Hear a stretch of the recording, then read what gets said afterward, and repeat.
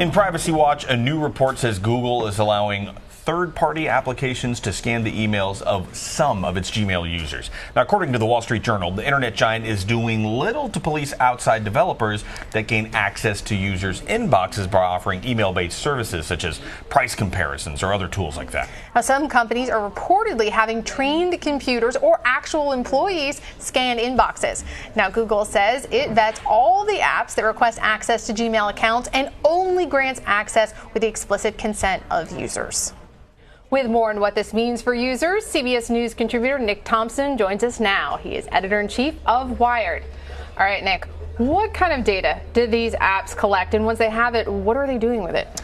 Well, they collect all kinds of data that's useful for the app's function. So if I download an app that helps me unsubscribe from newsletters, it's reading all the data from the newsletter senders, the percentage of people who open it, things like that. If you get an app that organizes your inbox or looks for travel deals, it will find relevant information from that. So what it does with that data is it gives you services. And those services are great. They make your email better.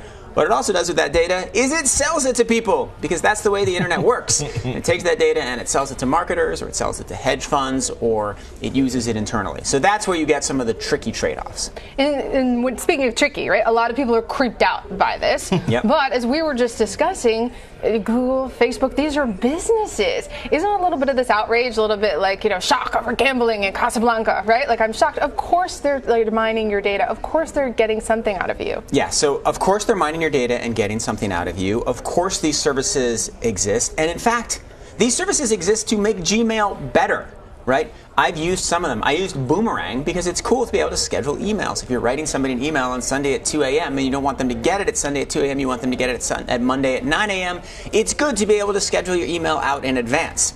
However, there are some problems with these. I think Google should be much more upfront, because people don't really know that people are reading your emails. They don't really understand it. Maybe they should, but they don't. And then there should be real limitations on how that data is used. I think Google will probably, within the next 2 weeks, make an announcement saying, you know what? We've changed our privacy policies, and every time you sign up for one of these, we're going to have 7 different warnings, and we're going to have a bunch of restrictions on how the marketers can use the data. Well, Nick, is this what we saw earlier with Facebook and Cambridge Analytica? Is it as bad, or is it a similar version? It's like a tenth as bad. Okay. Right? Because what happened with Cambridge Analytica is the data was taken, but also took data from your friends' network. So it took data from your whole social graph. Not just so you. That's a problem.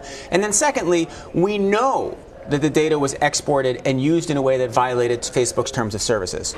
So far, what we know about Gmail is that the data was used exactly as Gmail said it was going to be used, and as the company said it was going to be used. With Cambridge Analytica, it was taken out, used in a way that violated the terms of service, and in fact was used to try to manipulate an American election. Right? So big difference. Really bad. So maybe like 20 times as bad, actually. However, what's interesting about this, Google, after the Cambridge Analytica heat, after Mark Zuckerberg's testimony, Google should have had a meeting where they said, okay, hold on.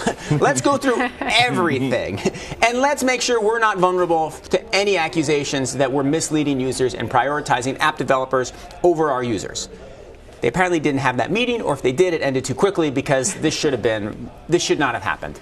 Now, a former executive at one of these tech companies said it's common practice to read users' emails. I mean, how widespread is that? Well, it depends. So machines reading emails, of course machines do it, and that's like less creepy than having humans read it. In the Wall Street Journal story, they gave examples of 2 companies where humans actually read the emails, which is a little creepy. And the humans read the emails in order to build models for the machines to more efficiently read emails. Remember, you can't have humans read. I can't read my email. How is a company going to get somebody to read 1,000 people's emails? Right? I would love to have someone read my email. Yeah, in fact, that would be a great service.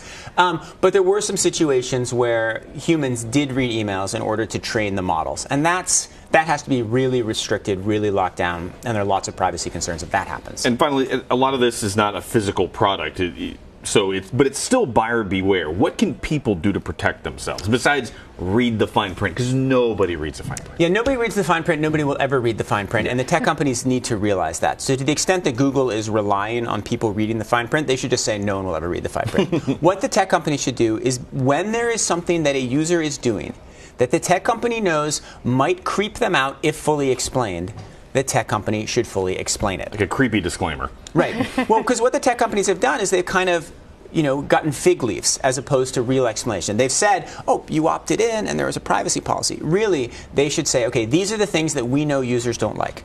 You're about to do something that we know a lot of users don't like. Are you really sure you want to do that? And put that in big fonts. And then secondly, they need to be very careful about, once I install an extension or something to manage my Gmail, there should be lots of restrictions on the company that built that extension, what they can do with the data.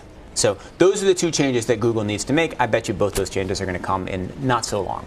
It's fascinating. And a little creepy. Yeah. A little creepy, but the world of privacy is totally changing. It's so different from the way it was Unless a year we ago. go back to writing letters, handwritten letters, this is going to be, it's going to keep going. It's going to keep going, but also email's super efficient. These things are efficient, so trade-offs. Exactly, trade-offs. Well, Nick Thompson, thank you so much. Thanks for having me here.